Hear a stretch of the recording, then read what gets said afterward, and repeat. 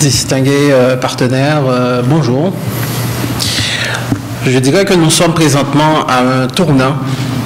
Le gouvernement du Québec, la presse québécoise, à travers ses plus grands joueurs, admettent aujourd'hui que des pans significatifs de la société sont exclus ou traités comme des laissés-pour-compte dans l'espace médiatique. On vit encore dans le calme, loin de l'atmosphère qui a sévi dans les banlieues françaises. Mais, madame, monsieur, je dois vous apprendre que la grogne s'intensifie dans les communautés culturelles. Voilà pourquoi il faut agir maintenant. Cependant, voyant que l'impasse perdure, au lieu de faire de la théorie, il y a presque 4 ans, j'avais pris l'initiative de passer en mode action, en mettant sur pied un outil pour créer des passerelles entre les communautés culturelles, tout en les arrimant à la société d'accueil, d'où la fondation de Média Mosaïque Montréal. Révolutionner la manière d'informer au Québec de la façon la plus inclusive possible, telle est la flamme qui brûlait en moi et qui guide encore nos actions. Média Mosaïque, c'est justement la réponse au croisement d'un double besoin, celui des communautés qui veulent se faire entendre et celui des Québécois de souche qui veulent également mieux connaître cette diversité qui grossit de jour en jour avec cette dizaine de milliers d'immigrants qui débarquent chaque année chez nous. On a entendu ces 2 appels pressants et c'est pour ça qu'on avait délibérément choisi le biais le plus facile d'accès, à savoir l'Internet. C'était aussi un moyen concret de contourner des longs délais que pourrait nous imposer le CRTC, par exemple, si on demanderait une licence pour une radio ou pour une télévision. Le principe de base, dès le départ, était de faire preuve d'ouverture dans nos rangs, en faisant place à des gens de toutes les origines possibles. Je vous apprends en passant que Média Mosaïque est l'organe de presse qui a créé le premier blog multiethnique au Québec. Les plus sceptiques disaient que c'était une initiative marginale et que cela devait prendre plus pour inverser la donne et beaucoup plus pour changer la société dans laquelle nous vivons. Certains disaient même que tout a été fait, conçu pour que la société reste et demeure fermée, ghettoisée telle qu'elle l'est présentement. Mais il faut un rêve pour changer le monde, pour ne pas paraphraser Obama, yes we can, car nous savions que nous détenons une expertise et un sens inné de l'information. Nous savons aussi que le web n'était pas marginal et que bien au contraire, notre travail allait devenir viral. Aujourd'hui, notre patience, notre constance nous ont donné raison. Regardez avec qui nous sommes assis présentement, ces patrons de presse, qui admettent que notre vision, notre action n'était pas marginale et qui sont prêts à travailler en partenariat avec Média Mosaïque. Alors, si en près de 4 ans, nous sommes devenus le portail multiethnique numéro 1 actuellement au Québec, en accueillant des milliers de visiteurs quotidiens sur notre site, je vous apprends également que Média Mosaïque est une agence de presse atypique par rapport aux grandes agences, mais nous sommes un fournisseur de contenu via notre site web mediamosaïque.com.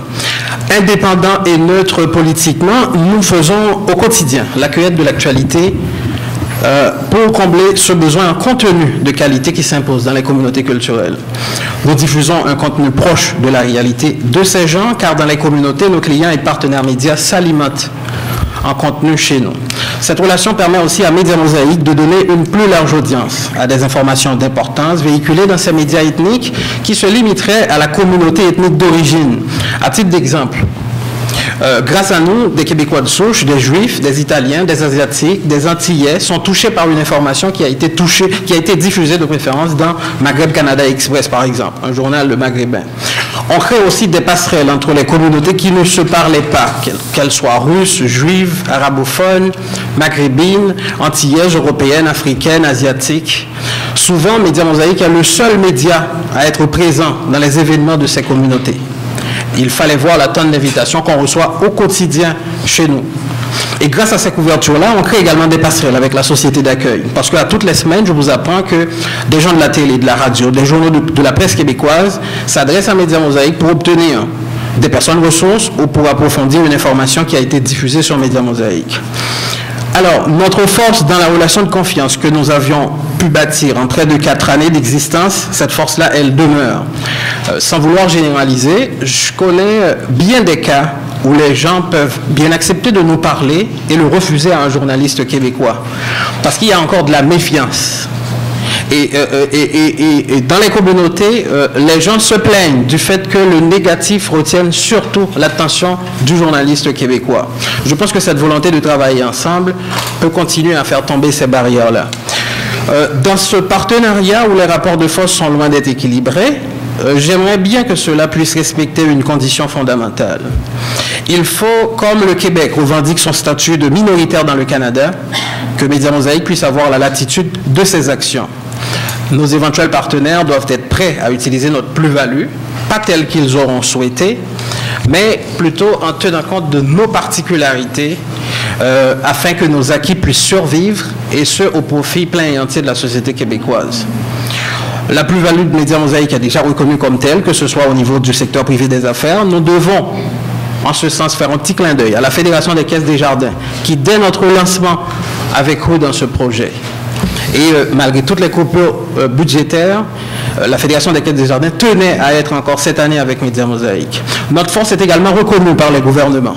Malheureusement, qu'ils soient Ottawa, Québec ou Montréal, ils nous refusent la moindre subvention pour cet immense travail de service public que nous faisons. Et même si de temps en temps, ils font une campagne de publicité chez nous. Alors, toutefois, comme minoritaire, je me fais aussi le porte-parole des médias ethniques. Les gouvernements doivent comprendre que leur approche ne tient plus la route. On ne peut pas nous brandir des lois ou des règlements qui datent de 2, de 3 ou de 4 décennies pour nous refuser toute forme d'appui parce que la diversité n'était pas aussi criante. La diversité, elle n'était pas aussi criante comme elle l'est aujourd'hui. Ça veut dire que les gouvernements doivent changer également leurs pratiques. Aux agences de pub qui font le blackout sur les médias ethniques, je leur dirais aussi qu'au niveau des stratégies de marketing et qu'en termes d'image, M. Strelitzky l'a évoqué tout à l'heure, c'est désormais le moment de s'adresser directement à la diversité. Et au sein de notre équipe, nous avons de l'expertise aussi à mettre à la disposition de ces agences-là. Nos agences de pub doivent savoir que leur message s'adresse à la diversité. Plus cela s'adresse à la diversité, plus celle-ci va s'identifier aux marques et plus celle-ci va consommer davantage. Alors, j'adresse également le même message aux médias québécois. Je leur dirai qu'ils se donnent la peine de faire connaître leurs émissions, leurs contenus chez nous et dans les médias ethniques en général, car nous avons une relation de proximité avec nos publics cibles. Ce faisant, notre clientèle va mieux s'approprier le message et s'apercevra que la presse québécoise est également en quête de son feedback.